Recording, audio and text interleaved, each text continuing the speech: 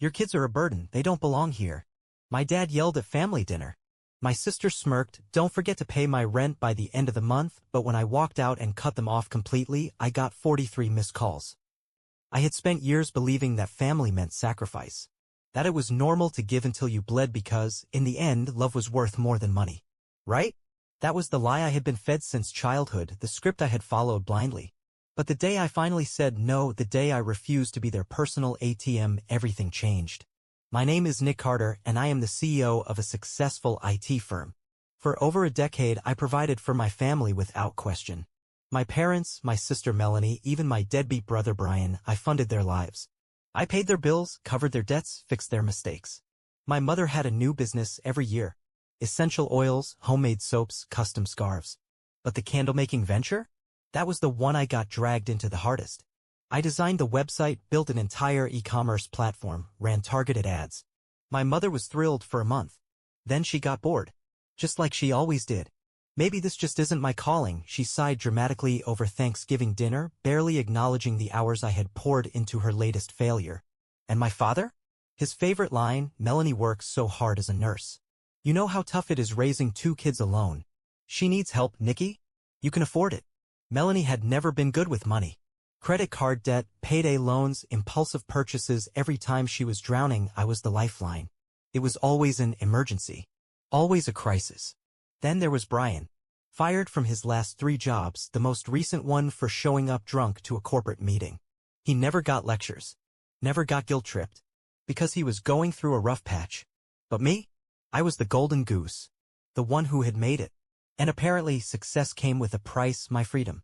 It wasn't until my own sons were growing up that I finally saw the truth. My parents barely acknowledged them. If I asked for help watching them? Oh, Nick, maybe you should hire a nanny. We're too old for this. But if Melanie needed a babysitter? They dropped everything. The final straw came when I refused to fund Melanie's latest financial disaster.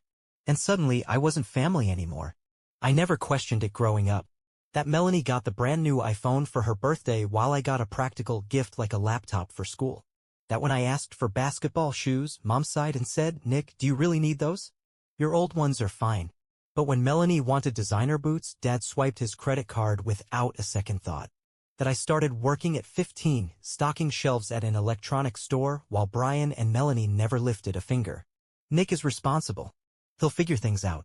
They called it praise. Now I see it for what it was, a life sentence. If you can take care of yourself, you must. And if you have more, you owe more. That was the unspoken rule.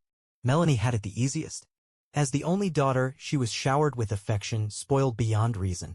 She never faced consequences. She wrecked her first car at 18, Dad bought her another one the next week. She maxed out credit cards and Mom blamed those greedy banks. And Brian? Brian was a mess. Always getting into trouble, always making excuses. He got fired from his last job for showing up drunk, and instead of holding him accountable, our parents comforted him. Not everyone's as lucky as you, Nick. He's going through a rough patch. Lucky? I built my life from nothing. I started my IT firm in a tiny apartment, pulling all-nighters, living off instant ramen. No handouts. No safety net. I clawed my way up, risking everything, while they coasted. And when I finally made it, they acted like my success belonged to them. We're so proud of you, son. You're doing so well.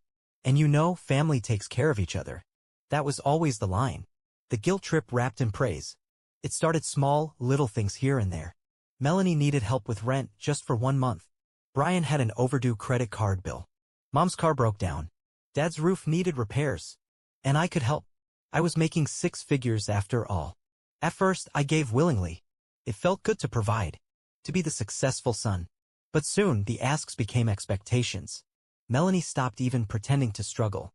She booked spa weekends and took trips to Cancun, and when I raised an eyebrow, she scoffed, God, Nick, I need a break. You don't get it, you don't have kids. Brian never looked for another job. He just texted me, bro, I need a favor, and drop his Venmo. And Mom? Mom was the worst of all. She had a new business idea every year. Essential oils. Knitted scarves. Personalized mugs. Each time I was dragged in to build the website, set up payments, run ads. Then came the candle disaster. Mom decided she wanted to start selling homemade candles. It's going to be huge, Nick. People love handcrafted stuff. I should have known better. But I spent weeks coding an e-commerce site for her. built her a beautiful online shop, even paid for the first batch of inventory. She lost interest within a month. Maybe candles just aren't my passion. Like all the other failed ventures. Like the thousands of dollars I'd sunk into her ideas, hoping this time it would be different. But I never said anything. Because it was Mom. And then came the ultimate slap in the face. My own children, my actual family, were an inconvenience to them. Mom refused to babysit. Dad wouldn't help either. When I asked, I got the same patronizing response. Nick, you can afford a nanny. You should hire someone professional. But when Melanie needed a babysitter, they dropped everything. When she had an issue with her kids, it was everyone's problem. When Brian drank away his last paycheck, it was my problem. But my problems? My needs? Nick, you're independent. You don't need anything from us. They were right. I didn't need anything from them. But for the first time in my life, I started wondering, why did I need them? And what would happen if I just stopped giving? The day I said no. It started with a phone call. I was in my office wrapping up a call with a major client when my phone buzzed with Mom's name flashing on the screen. I almost ignored it. Almost. But the thing about my mother was, if you didn't answer the first time, she'd just keep calling. And calling. With a sigh, I picked up. Nick, sweetheart, we need to talk. Her voice was sugary sweet, the same voice she used when she wanted something. What is it, Mom? It's your sister. She's in trouble. Of course, she was. Melanie was always in trouble. What now? I asked, already knowing I wouldn't like the answer. She lost her job. I leaned back in my chair, exhaling slowly. Let me guess, I said, rubbing my temple. She needs money. Mom hesitated. That slight pause. That fraction of a second where she realized I had caught on. Well, it's just temporary, she said quickly. You know how hard she works. She's been juggling the kids, the house, it's been so stressful for her. No. Silence. A stunned, unnatural silence. What? Mom finally said, as if I had spoken a foreign language. I said no, Mom. The words felt strange in my mouth. Unnatural. Like breaking a script I had been following my entire life. Nicholas, she has 2 children. How can you be so heartless? She also has an ex-husband who pays child support, I shot back. And 2 parents who could help. Why is it always me? You know Brian can't afford. Then maybe Brian should get a job instead of getting drunk every weekend. A sharp inhale. Nicholas, this is your family, she said, her voice turning cold. No, Mom, I said, my voice just as icy. I was your bank account. And I'm closed for business. And for the first time in my life, I hung up on her. I expected guilt. I expected doubt. But all I felt was relief. And then the storm came. The fallout. The next morning, my phone was a battlefield. Missed calls. Voicemails. Furious texts. Dad, you are abandoning your family. Unbelievable. Mom, I can't believe how selfish you've become. Melanie, wow. Just wow, Nick. After everything I've done for you. Brian, ironically, was silent. Maybe because he knew this had been coming. And then the final message. Mom, your father's in the hospital. I hope you're happy. My stomach dropped. The hospital guilt trip. When I arrived, Melanie was already there, pacing outside Dad's room, her arms crossed tight. The moment she saw me, she scoffed. Oh, look. The golden boy finally decided to show up. What happened? I asked, ignoring her tone. Mom stepped out of the hospital room, her eyes red but calculating. He had a stress episode, she said. From everything you put him through. I let out a bitter laugh. Oh, so this is my fault? Melanie glared at me. You abandoned us, Nick. You just cut us off like we were nothing. You were nothing to me, I said flatly. Nothing but parasites. Melanie gasped like I had slapped her. Nicholas. Mom scolded. But I wasn't done. You think I don't see what's happening here? I gestured to Dad's hospital bed. This isn't stress. This is a pathetic attempt to guilt me into paying for you all again. Silence. Then Dad's weak, hoarse voice. We're your family. I stepped closer, looking him dead in the eyes. No, Dad. You were a bill I kept paying. I turned and walked out. The real test. I expected things to go quiet after that. I was wrong. The next week, my parents went nuclear. They started calling my employees, asking them to talk sense into me. They reached out to my business partners, feeding them sob stories about how I was letting my poor, struggling family suffer while I lived in luxury. They even showed up at my house. I refused to answer the door. Then the kicker. Mom texted me a bank account number and a single message. Just send what you can. We'll forgive you. Forgive me? That was the moment I knew. This wasn't about love. It had never been about love. It was about control. I blocked their numbers. Every Single. One. And just like that, I was free. The one I didn't expect. A week later, someone knocked on my door. It was Brian. Sober. He looked different. Tired, maybe. Older. "I know what you're thinking," he said. "And no, I'm not here for money." I crossed my arms. "Then why are you here?" He exhaled slowly. "To say you were right." That caught me off guard. "Come again." Brian rubbed his face. "After you cut them off, they turned to me. Started demanding I help. Like I suddenly had a trust fund stashed somewhere." He laughed bitterly. "When I told them no, Mom lost her mind. Called me a disappointment. Said I wasn't a real son if I wouldn't sacrifice for my family." I stayed silent, because I knew exactly how that felt. Brian shook his head. "They don't love us, Nick. They love what we give them." I studied him carefully. For the first time in years, Brian wasn't just the screw-up brother who wasted his chances. He was someone who finally saw the truth. "So what are you going to do?" I asked. He shrugged. "What you did. Walk away." A part of me wanted to tell him it was too late, that he had spent too long on their side. But another part of me, the part that still believed people could change, offered him a beer instead. "You should have never pushed me." For years I ignored the signs. For years I told myself that my family loved me, that I owed them for raising me, that it was my duty to take care of them. But the moment they suggested I should hire a nanny for my own kids instead of expecting my parents to help, that was it. That was the moment they made their biggest mistake. Because in that moment, I saw the truth. They didn't see me as their son. They didn't see me as their brother. They saw me as a wallet with legs. And I was about to show them exactly what happens when you bite the hand that feeds you. Step 1. Cutting them off completely. Blocking their numbers was just the beginning. I made sure they had no access to me anymore. Changed my email. Cut them off from my business contacts. Warned my assistant not to accept any calls from them. I even changed my home security system, just in case Mom got any ideas about showing up unannounced. And then I waited, because I knew they would come crawling back. I didn't have to wait long. Step 2.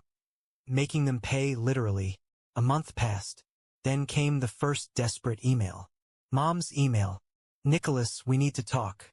Your father is struggling with medical bills, and Melanie is at risk of losing her apartment. We are still your family. You can't just abandon us." I smiled, because what she didn't know, I had already spoken to Dad's doctor, and surprise, surprise, he was fine. No serious medical issues. No massive hospital debts. Just another lie. Melanie's apartment? Oh, I had checked. She wasn't at risk of losing anything. She had just spent too much on luxury vacations again and wanted me to cover it. So I ignored the email. 2 weeks later, they tried again. Dad's email. "Nick, son, please. I don't know why you're acting like this, but we are family. You can't let your own flesh and blood suffer while you live in comfort." I laughed out loud at that one. Because wasn't that exactly what they had done to me for years? But now that the money had stopped flowing, they were suffering. Good. Step 3. Destroying the illusion. The final straw came when Mom showed up at my office. She must have sweet-talked the receptionist because the next thing I knew, she was standing in my doorway, fake tears in her eyes. "Nicholas, we need to fix this." I leaned back in my chair, folding my arms. "Fix what, exactly?"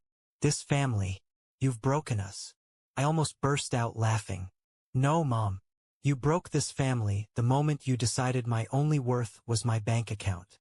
She gasped, like I had just slapped her. "How can you say that?" she whispered. "After everything we've done for you." "What have you done for me, Mom?" I interrupted, my voice ice-cold. "Tell me one thing." "One." She opened her mouth, closed it. She had nothing, because the truth was brutal. They had done nothing for me. And the moment I had children of my own, they didn't even want to be grandparents, they just wanted me to pay for their lifestyle forever. I stood up, walking around my desk until I was standing right in front of her. "You want to know the real reason I cut you all off?" I asked, my voice dangerously quiet. Mom swallowed hard. "Because when I asked you to watch your own grandchildren, your own flesh and blood, you told me to hire a nanny. Because helping me, For once in your life was too much to ask. She turned pale. I didn't mean. Yes, you did. I cut in. And that was the moment I realized you don't care about me. You never did. And now? Now I don't care about you either. Her mouth opened, then closed, because she knew. She had lost me. For good. She tried one last tactic, tears. Nikki, please, we're your family. I smiled. Not anymore. And I called security to escort her out. Step 4, the final blow. The next day, Dad called Brian. Desperate. Begging him to talk some sense into me. And Brian? Brian laughed in his face. Nick was right about you all along, Brian told him. And I finally see it too. So guess what, Dad? I'm done with you too. That was it. That was the real end of our family. Because now, they had no one left to leech off of. And without my money, without my support, they crumbled. Melanie's downfall. Melanie lost her apartment within 3 months. She called everyone she knew, begging for a loan. No one helped her, because I had made sure they all knew exactly what kind of person she was. She had to move back in with our parents, the very people who had enabled her for years. Imagine that. 36 years old, broke, and stuck in the same childhood bedroom she once mocked me for being too serious in. Dad had to sell the house. Not just sell it for less than market value. Turns out he had racked up so much debt that the bank was ready to take everything. And guess what? For the first time in his life, he had no one to bail him out. Mom tried to beg other relatives for help, but guess what? I had already told them everything. No one wanted to bail them out. Because no one wants to help a family of leeches once they realize the truth. And me? I went on with my life. Better. Happier. Finally free. And I didn't feel a single ounce of guilt. Because they had brought this on themselves. They should have never pushed me. They should have never made me choose between them and my own family. Because they never realized. I was never really theirs to begin with. 1 year later, the best decision I ever made. It's been exactly 1 year since I cut my family off. 1 year since I stopped being their personal bank. 1 year since I finally chose myself. And let me tell you, I regret nothing. What happened after I walked away? At first, I expected guilt. Maybe a little doubt.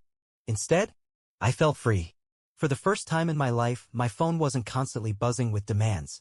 I wasn't stressed about covering someone else's rent, bills, or last-minute emergency that was never actually an emergency. I could finally focus on my life.